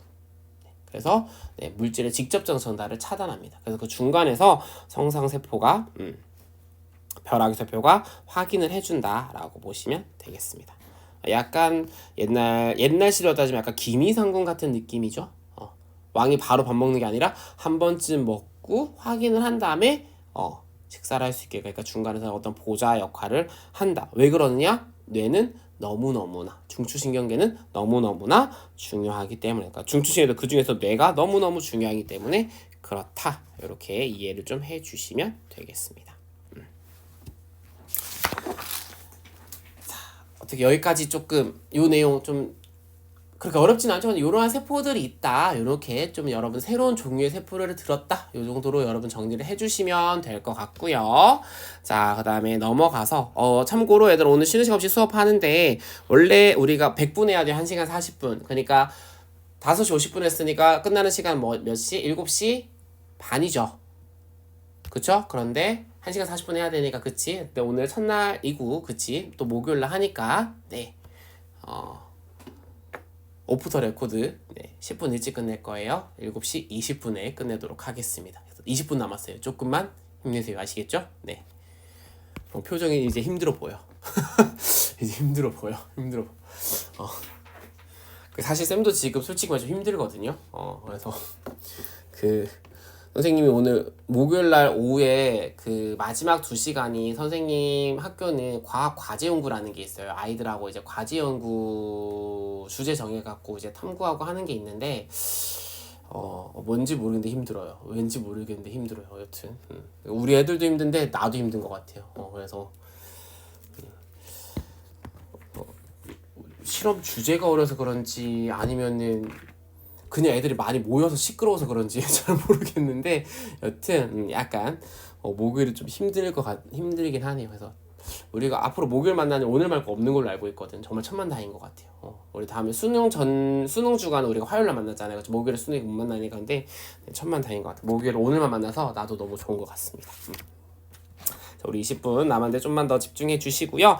자, 20분 남았는데 요 막판 내용이 조금 중요해요. 그래서 다는 못할 것 같고요. 우리가 조금 쌤이 설명을 할 것 같은데 그래도 기본 중요한 내용까지는 할 것 같으니까 집중해 주세요. 자, 이제 두 번째로 넘어왔습니다. 이제 신경세포에 대해서 알아봤고 이제는 신경세포에서 막전이 변화, 우리 생원 때 지겹도록 했던 거, 대체 탈분극이 뭐야, 분극이 뭐야, 재분극이 뭐야 했던 부분이에요. 근데 아마 그걸 하면서도 제일 힘들었던 거는 쌤은 아마 여러분들이 분극 상태라는 걸 이해하는 게 너무 힘들었을 것 같아요. 되게 낯설거든요. 생명과학에서 일단은 왜 갑자기 미리볼트라는 개념이 나오며 전이라는 게 왜 나오며 그러니까 이런 것도 좀 낯설었을 텐데 그 낯설었던 내용을 다시 한번 복습을 한번 해보고 그러면서 또 하나의 우리가 심화된 내용을 좀 화학적 관점에서 그러니까 물리화학적 관점에서 한번 보도록 하겠습니다. 자, 일단은 휴지전이 우리가 알고 있는 내용이죠. 바로 뭐다? 휴지전이란 자극받지 않은 신경세포가 나타내는 막전이다 라는 거였죠. 그래서 먼저 용어 하나 다시 하고 갑시다. 바로 막전입니다. 막전이란 우리가 정의를 내리면 신경세포의 세포막을 가로질러 형성되는 전압, 우리가 물리학에서는 전압을 다르게 하면 전기 위치 에너지의 차이다 라고 해서 전위차라는 말을 씁니다. 위는 얘들아 전기 위치 에너지의 준말이고요. 전기 위치 에너지 차이를 전위차라고 하고 그게 물리학에서 볼트 값으로 나와요. 볼테이지라고 해서 전압이 됩니다. 여튼 이게 막전인데, 그럼 이런 막전이 형성되는 이유는 무엇이냐면 세포막에서 이루어지는 이온이 자유롭게 이동하는 게 아니에요. 그죠? 어떤 애는 바깥쪽이 더 많이 존재하게끔, 어떤 애는 안쪽이 더 많이 존재하게끔 그렇게 이동을 시키다 보니까 이 막전이가 형성이 되는데요. 이걸 우리는 뭐라고 하냐면 선택적 투과성이라는 말을 씁니다.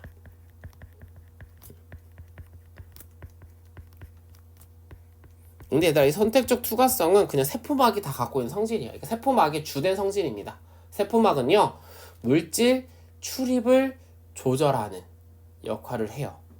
근데 그러다 보니까 그럼 얘가 어떻게 물질 출입을 조절하나요? 바로 선택적 투과성을 가지기 때문이다 라고 설명을 하고요. 쉽게 말하면 얘들아, 이러고요. 오케이, 너는 들어와. 오케이, 너는 안 돼. 이러한 성질이 있다라는 거죠. 네. 그것 때문에 우리가 막전이가 형성이 됩니다. 그래서 실제로 어떻게 했냐면 얘들아, 바깥쪽을 기준점으로 해서 안쪽을 찌르는 거예요. 네. 그래서 우리가 휴지전이가 마이너스 70mV인 이유는 뭐냐면 바깥쪽 대비 상대적으로 안쪽이 음전하여서 마이너스 70이 생기는 거예요. 알겠죠? 그래서 바깥이 항상 기준입니다. 우리가 여기 오실로스코프가 우리가 전압을 기록하는 건데, 이때 미세 전극을 이용을 해서 찍을 때 세포 바깥쪽과 안쪽으로 찍어요. 그래서 바깥쪽이 기준점, 바깥쪽 대비 안쪽이 마이너스인지 또는 플러스인지를 가지고 측정이 되는 것이다 라고 생각을 하시면 되겠습니다. 자, 이게 이제 막전이를 측정한 막전이를 어떻게 정의하고 그리고 그걸 측정하는지에 대한 것을 봤고요. 자, 그랬을 때 자, 막전이 쉬고 있을 때도, 뉴런이 자극을 받지 않았을 때도 나타난다. 그게 바로 휴지전이다 라고 했습니다. 그래서 휴지전이는 자극을 받지 않은 상태에서 신경세포가 갖는 막전이다 라는 거고요. 이때 자극을 받지 않았다, 다른 말로는 휴지 상태다 라는 말을 씁니다. 그래서 휴지 상태일 때의 막전이라고 해서 휴지전이라고 우리는 줄여서 부릅니다. 네. 그랬을 때 우리가 얼마라고 알고 있다고 했지 아까? 마이너스 70이었죠. 자, 그 아이는요, 바로 분리된 신경세포인 경우에 약 마이너스 70mV고요. 일반적으로 신체 내에 있는 신경세포는 얘 주변의 이온 농도에 따라 조금 다르긴 하지만 약 마이너스 50에서 마이너스 60mV 쪽 값을 좀 다양하게 가지긴 합니다. 네, 이거는 분리되었을 때보다 우리 몸속에 있을 때 더 많은 아이들이 상호작용을 하기 때문에, 네, 우리가 실험적으로 만나는 마이너스 70보다는 조금 더 올라가 있다라고 생각하시면 돼요. 그러니까 쉽게 생각하면 얘들아, 실험적으로 할 때는 그냥 쿨하게 나트륨과 칼륨만 생각하면 돼. 근데 우리 몸에 얘들아 낙칼만 있을까요? 아니겠죠. 그 다른 이온들이 다 관여를 하고 여러 물질들이 있기 때문에 상대적으로 조금은 더 높은 값을 가진다라고 보시면 될 것 같고요. 그렇지만 결국은 막전이는 뭐예요? 휴지전이는 음의 값입니다. 왜 음의 값이냐? 아까 얘기했지, 상대적인 거야 얘들아. 외부에 비해서 상대적으로 내부가 음의 값이기 때문이다 라는 겁니다. 그러니까 만약에 기준점이 안쪽이었으면 달라졌겠죠. 근데 기준이 바깥이기 때문에 바깥 비해서 안쪽이 마이너스여서 그렇다라고 보시면 되겠습니다. 그래서 요 그림 뭐 다 아실 거잖아요, 그죠? 그래서 바깥쪽에 나트륨 그림 보면 알겠지만, 자, 나트륨 훨씬 많고 적어요, 안쪽이. 칼륨 훨씬 많고 바깥쪽이 적어요. 이렇게 보시면 될 것 같고요. 우리가 배운 거 나트륨, 칼륨 펌프 우리 알고 있는 거지, 그치? 자, 요거 알고 있는 거고요. 또 뭐 알고 있었지? 칼륨 통로로 알고 있는 거, 다른 말로 채널입니다. 우리가 채널을 통로로 번역하는 거예요. 아시겠죠? 칼륨 채널, 칼륨 통로, 나트륨 채널인데, 자, 앞에 하나 더 붙이자. 이제 우리가 좀 더 전공에 가깝게 가기 위해서 전압 개폐성, 우리 앞에서 했죠? 전압 개폐성이다.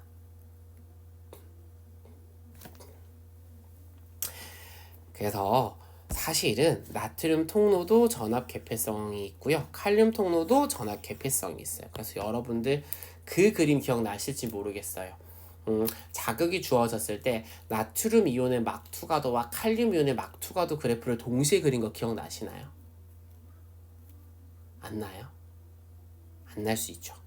그러면 네, 나의 우리 생명과학 수업 우리 학교 교과쌤이 잠깐만 틀어보면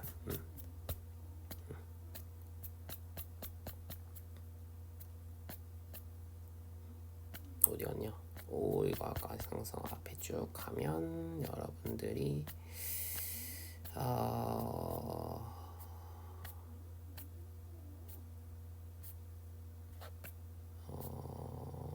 요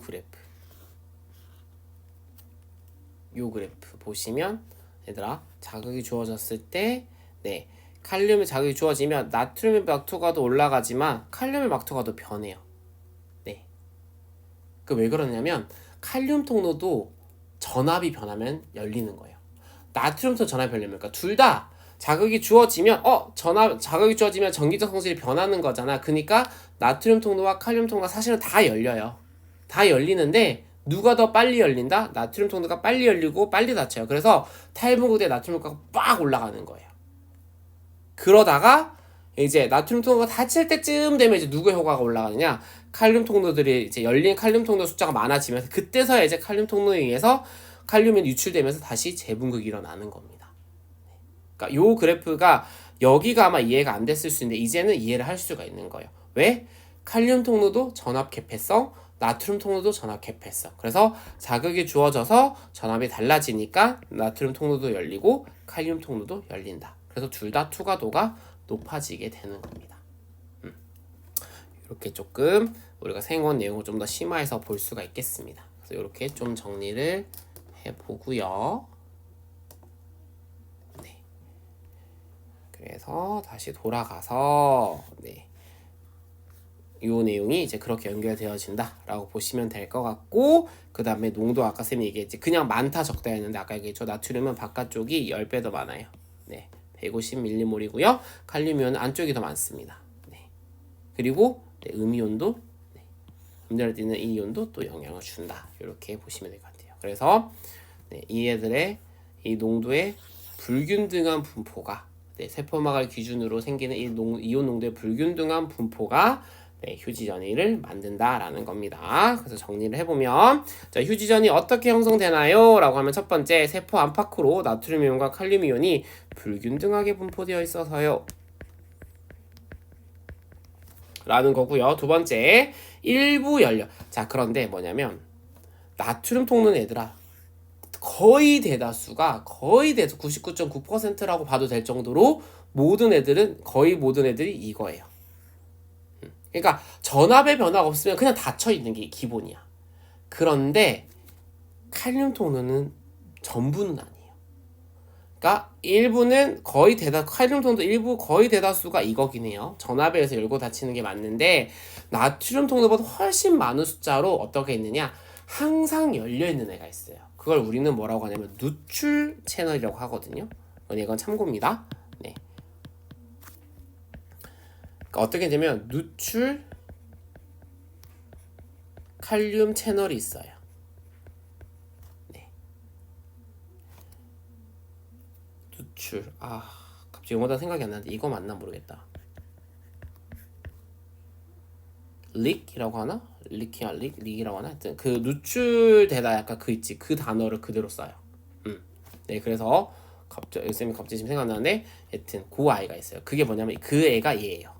일부 열려있는, 그냥 항상 누출시키는, 항상 칼륨을 내보내는 애가 있다. 왜? 항상 열려있어서. 이 일부 열려있는 칼륨 통로에 의해서 세포 밖으로 칼륨이 나가는 거죠.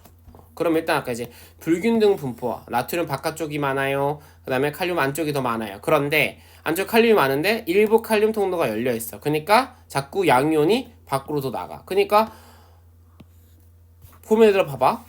뭔가 비슷하지. 150 비수 150인 것 같은데 왜 그런 차이가 있냐라고 하면은 안쪽 농도의 차이가 상대적인 차이 당연히 있는 거고, 두 번째는 뭐냐면 여기서 자꾸 뭔가 이렇게 새어나가는 거야. 그래서 이 약간의 농도의 변화를 주는 거죠.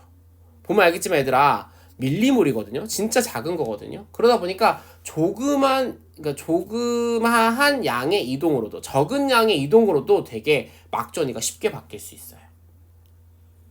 여러분 탈분극 되는데 나트륨 몇 개 이동하면 되는 줄 알아요? 한 두세 개 이동해도 돼요. 이온 몇 개만 이동해도 돼요. 그러니까 그 정도로 쉽게 변한다라고 보시면 되겠습니다. 네, 그거 있고요. 마지막으로는 세포 내부에 어떤 분자들이 있다? 음전하를 띠는 분자들이 있다라는 거지. 음전하를 띠는 분자들이 존재한다. 라는 거고요. 네, 여기서 알고 있는 내용 한 번만 더 정리하면 여기 이 나트륨, 칼륨, 불균등 분포 누가 만드나요? 메이드 바이 누군가요? 굳이 얘를 불균등하게 만들어준 아이가 있습니다. 바로 누구예요? 메이드 바이 나트륨, 칼륨, 펌프죠. 네. 무엇에 의해서? 네. 능동수송에 의해서. 농도 기울기를 거스르는 물질 이동을 함으로써 네, 불균등포를 만든다라고 보시면 될 것 같습니다.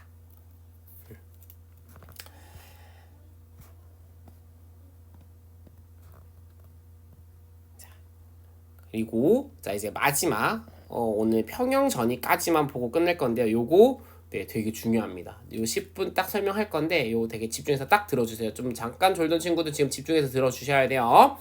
자, 평형 전이라는 말을 쓸 건데 자 이거를 우리가 배우고 나면 우리는 이제 마이너스 70mV라는 숫자를 직접 구해볼 수가 있어요. 알겠죠? 방정식을 구할 건데요. 그 방정식을 이용하려면 먼저 평형전이라는 말을 써야 됩니다. 평형전이는 뭐냐면 네, 정의부터 가볼게요. 평형전이란 평형상태일 때의 막전이다 라는 거예요. 그래서 이걸 어떻게 계산할 수 있냐면 네른스트 방정식이라는 것으로 계산할 수가 있습니다. 그래서 평형 상태에서의 막전이 세기를 말하고요. 평형 전이는 이는 네른스트 방정식으로 숫자적으로 계산할 수가 있어요. 자, 그럼 이 평형 전이라는 것은 평형 상태는 어떻게 만들어지느냐? 말 그대로 평형 상태는 뭐야? 오고 가는 양이 동일해지는 거예요. 그래서 바깥에서 봤을 때는 이동이 없는 것처럼 보이는 게 평형 상태거든요. 그러면 자, 이 세포막을 통해서 이온을 이동시키는 힘은 두 종류가 있어요. 뭐냐면 첫 번째는 뭐냐면 한쪽은 이온의 농도가 많아요. 그리고 한쪽은 적어요. 이온의 고농도와 저농도가 영향을 줍니다. 말 그대로 이온이 어디가 많냐 적느냐 그 농도 기울기가 이온의 이동을 시키는 힘이에요.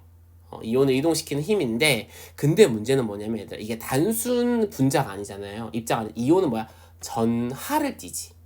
전기적 성질을 띠잖아요. 그러다 보니까 이 이온이 이동하면서 자연스럽게 뭐가 만들어지냐면 전기적 기울기가 만들어져요. 왜? 얘는 전기적 성질을 가진 입자이기 때문에. 그래서 단순히 우리가 고농도에서 저농도로 이동하는 그 이온 농도 기울기에 의한 이동만 이온을 이동시키는 힘이 아니라 그렇게 이온을 이동을 하면서 자연스럽게 뭐가 생긴다? 전기적 기울기 값이 생겨버립니다. 그래서 이 두 값이 모두 정확히 평형을 이룰 때 이 둘 기울기가 모두 정확히 평형을 이루면 우리는 뭐라고 하느냐? 세포막을 통한 이온의 순 확산이 0이다 라고 해요. 그러니까 이온의 농도 기울기 그리고 전기적 기울기가 평형 상태가 되면 세포막을 통한 이온의 순 확산, 순수한 이온의 이동, 들어오고 나가는 양이 어떻다? 또이또이, 쌤 같아진다라는 거죠. 0이 된다라는 거지. 이걸 우리는 무슨 상태라고 해? 평형 상태라고 할 거예요.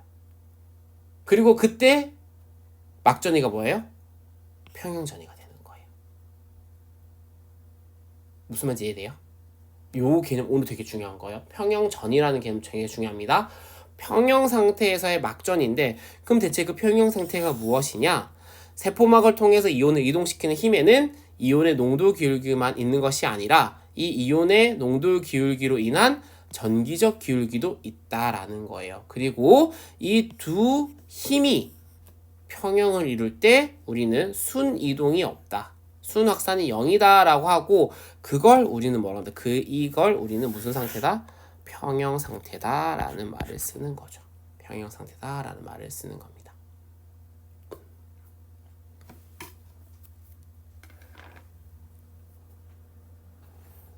이게 이제 말로만 들었으면 모르는 애들아 이제 쌤이 그림으로 설명을 드릴게요. 이제 칼륨 한번, 나트륨 한번 딱 하고 끝낼 거예요.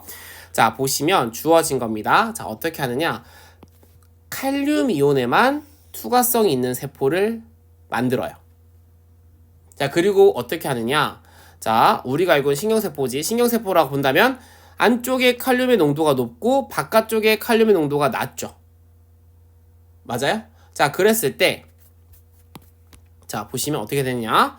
자, 맨 처음에 이온의 이동이 없어. 그러니까 이온의 이동이 없으면은 뭐예요? 이온의 이동이 없으면 막전이가 없어요. 상대적 기울기가 그게 아니니까. 자, 그런데 자, 어떻게 되냐? 이제 여기에 이동하는 힘 다시 이온의 이동이 없으면 사실은 막전이가 없다고 보시면 돼요. 왜냐면 이온의 이동에 따라서 생기는 거거든요. 근데 이온의 이동이 없는 그냥 이 상태면은 그냥 얘는 얘대로 바깥은 바깥대로예요. 자, 그런데 자, 여기에서 이제 만약에 이제 문을 열어줬어. 자, 그럼 어떻게 돼? 쌤이 있지. 칼륨 이온에만 투과성이 있으니까 칼륨 이온에만 투과성이 있으니까 나트륨 이온 이동할 수 있을까 없을까? 없겠죠. 그러니까 바깥쪽에 나트륨 농도가 높은 건 의미가 없어. 얘는 아무 의미가 없어. 얘한테는. 근데 오로지 뭐야? 칼륨 이온이 안쪽이 높다라는 게 이게 정말 중요한 의미야. 얘가 제일 중요한 거야. 그러니까 문을 열어주니까 어떻게 돼? 여기가 고지, 여기가 저죠. 무엇에 의해서? 이온 농도 기울기에 의해서. 그래서 어떻게 하느냐? 네, 이온이 이렇게 밖으로 빠져나가요. 이 힘을 우리는 화학적 힘이에요. 왜? 농도 기울기의 양근의 화학적 힘이라고 합니다. 네. 정확히 말하면 분자 운동의 관점이겠죠. 그 화학적 힘에 의해서 나가는 거예요. 자, 그런데 자, 생각해봐 얘들아. 그럼 어떻게 돼? 여기에 100이 있었어. 근데 100개가 있었다 쳐봐. 근데 점점 빠져나가요. 100이었다가 90. 자, 100개가 있고 밖에 있을 때 여기가 0 상태예요. 그런데 100이 있었는데 점점 빠져나가서 99, 98, 97, 96, 95, 94, 93, 91이 돼요. 근데 바깥쪽은 1, 2, 3, 4, 5, 6, 7, 8, 90이 돼요. 그럼 어떻게 돼? 원래 100개 있었는데 바깥에 뺏기는 거잖아. 그치? 그래, 그래. 바깥쪽이 갑자기 상대적으로 그 전보다 플러스가 많아지는 거지. 그래서 바깥쪽이 양이온이 돼버려요. 플러스 전을 띄게 돼요. 그리고 안쪽은 뭐야? 원래 100이었을 때 제로였는데 얘가 잃어버렸잖아. 100인 제로인데 플러스 값을 계속 내버려. 그러니까 마이너스 1, 마이너스 2, 마이너스 점점 잃어버리는 거죠. 그러니까 어떻게 돼? 안쪽이 마이너스가 돼버리는 거예요. 즉 세포 내부가 이 화학적 힘에 의한 이온의 이동으로 인해 전기 내부가 전기적으로 음성이 되는 거예요. 마이너스가 되는 겁니다. 그럼 생각해보세요. 안쪽이 마이너스네? 자, 여기 마이너스예요. 그럼 뭐야 얘들아? 풀만은 어떠려고 해? 풀만은 만나려고 하는 성질이 있지. 그래서 어떻게 돼? 이제는 안으로 들어가는 힘이 생겨버리는 거야. 바깥쪽에 있던 칼륨 이온이 안쪽이 마이너스니까 그 전기적 이끌림에 안으로 들어가려고 해요. 그런 이동을 뭐라고 하냐? 전기적 힘이라고 해요. 그리고 이 두 힘이 어떻게 됐을 때? 같아졌을 때. 즉 화학적 힘에 의해서 밖으로 유출되는 양과 그리고 그로 인해 생긴 전기적 힘에 의해서 세포 안으로 유입되는 양이 정확히 상쇄되었을 때 이때 우리는 뭐라고 한다? 이온의 순이동은 0이다 라고 하는 거고요. 그때 무슨 상태다? 평형 상태다 라고 하는 거고요. 그때 막전을 뭐라고 한다? 평형전이라고 해요. 그래서 보시면 여기 이 칼륨 이온의 평형이더라. 이퀴빌리 그거예요. 그래서 자, 칼륨 이온의 평형 전위는 얼마다? 마이너스 90mV다. 이렇게 보시면 되겠습니다. 자, 요 마이너스 90mV라는 그 칼륨 이온의 평형전해가 만들어지는 거 좀 이해가 될까요? 자, 요 과정 한번 요게 좀 정리가 되셔야 돼요. 자, 그러면 자, 시간이 다 돼서 나트륨 설명 따로 안 할 거예요. 다음 시간 할 건데, 자, 요 내용을 그대로 얘한테 적용을 한번 나름 해보세요. 차이는 뭐냐면 나트륨 이온은 역으로 바깥쪽이 많은 겁니다. 네. 그러니까 나트륨 이온에만 투과성 있는 세포로 다시 만들어 버린 거고요. 나트륨이 밖에서 많아요. 그러면은 자, 이온의 힘에 의한 이동, 이온 농도 기울기에 의한 이동, 그리고 그로 생기는 전기적 기울기에 의한 이동이 다르겠지. 그랬을 때 어떻게 평형 상태가 되는지를 설명을 한번 나름대로 해보시고요. 다음 시간에 선생님이 여기서부터 진도를 나가도록 하겠습니다. 네. 자, 그러면 오늘 첫 2시간 수업 어땠는지 모르겠어요. 그래서 오늘 생명과학 원 내용들을 당연히 연계해서 다루면서 조금 더 심화된 내용을 설명을 하려고 했었고, 그리고 가장